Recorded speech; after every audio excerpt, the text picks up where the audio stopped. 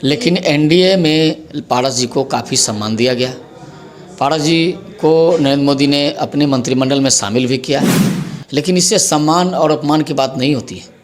आज चिराग जी को 5 सीट दिया गया है, तो पारस जी को चाहिए था कि अपने भतीजों को आशीर्वाद दें और एनडीए को आशीर्वाद दें, एनडीए के सहयोग करें। उन्होंने पहले भी कहा था कि हम 40 की 40 सीट जिताने में महत्वपूर्ण भूमिका निभाएंगे और एनडीए को 40 की 40 जिताकर नरेंद्र मोदी की झोली में देने का काम करें। और इस बार चिराग पासवान को आगे बढ़ाने का काम फिर से एनडीए ने किया है। तो एनडीए के मजबूत घटक दल होने के नाते पारस जी को चाहिए कि वो चिराग पासवान को आशीर्वाद दें और एनडीए में जो जितने भी घटक दल के प्रत्याशी हैं उन सबको जिताने में अपनी महती भूमिका निभाएं।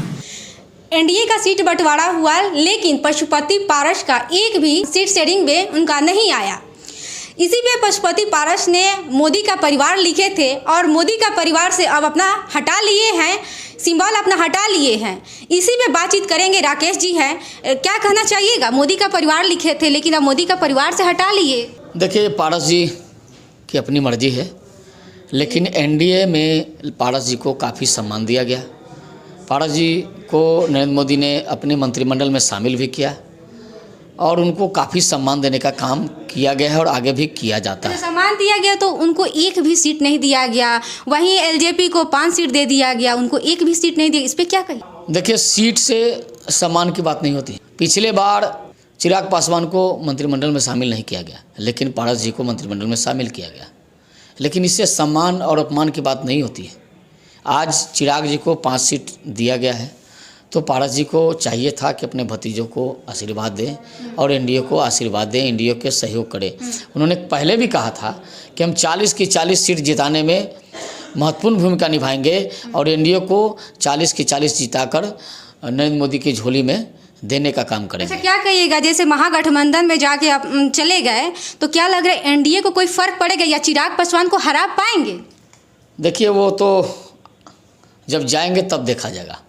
आज वो एनडीए के मजबूत पिलर हैं, एनडीए के मजबूत सिपाही का काम कर रहे हैं और जब तक एनडीए में रहेंगे वो एनडीए को मजबूत करने का ही काम करेंगे, ऐसा हमको भरोसा है। हमको नहीं लगता है कि पारस जी कहीं जाने। कहा जा रहा है कि सूत्रों के अनुसार खबर आ रही है कि वो इस्तीफा दे दी। नहीं, उन्होंने मंत्रिमंडल से इस्तीफा दिया है। एनडीए से इस्तीफा देने की खबर अब तक नहीं मिली है। चाहेंगे कि आगे भी वो एनडीए में बने रहें और एनडीए में जो इतने भी सहयोगी दल के लोग लड़ रहे हैं सबको जिताने में उनकी भूमिका महत्वपूर्ण होनी चाहिए। हम ऐसा आग्रह करेंगे कि वो एनडीए में ही रहें, आगे उनको काफ़ी सम्मान दिया जाए। जैसे जिस तरह से दोनों चाचा भतीजा ताल ठोक रहे हैं कि हम हाजीपुर से लड़ेंगे, तो क्या लग रहा है अगर वो लड़ेंगे तो दोनों चाचा भतीजा में कौन ये बाजी मार पाएगा? देखिए, हम तो आग्रह करेंगे कि हाजीपुर से लड़ने का जिद न करिए, आप भतीजे को आशीर्वाद दे दीजिए और एनडीए में आपको पहले भी काफ़ी सम्मान मिला है और आगे भी काफ़ी सम्मान मिलेगा। इसलिए एनडीए के जो जितने भी प्रत्याशी हैं सभी को जिताने, वो उसको अपना प्रत्याशी मानकर उनको जिताने में अपनी पूरी ताकत लगाएं। एनडीए में उनको काफ़ी सम्मान दिया जाएगा। क्या लग रहा है, जिस तरह से दवा ठोक रहे थे कि हम ये सीट नहीं छोड़ेंगे हाजीपुर का, हम हाजीपुर से ही सीट लड़ेंगे, लेकिन फाइनली उनको छोड़ना पड़ा और चिराग पासवान का वहाँ से सीट मिल गया, तो क्या लग रहा है एनडीए उनको डर से तो नहीं दे दिए चिराग पासवान को? देखिए, और अलग चले जाएंगे, अपना अलग कोई देखिए कोई डर की बात नहीं है।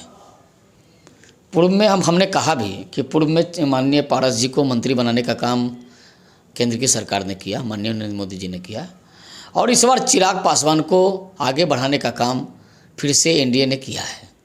तो एनडीए के मजबूत घटक दल होने के नाते पारस जी को चाहिए कि वो चिराग पासवान को आशीर्वाद दें और एनडीए में जो जितने भी घटक दल के प्रत्याशी हैं उन सबको जिताने में अपनी महती भूमिका निभाएं।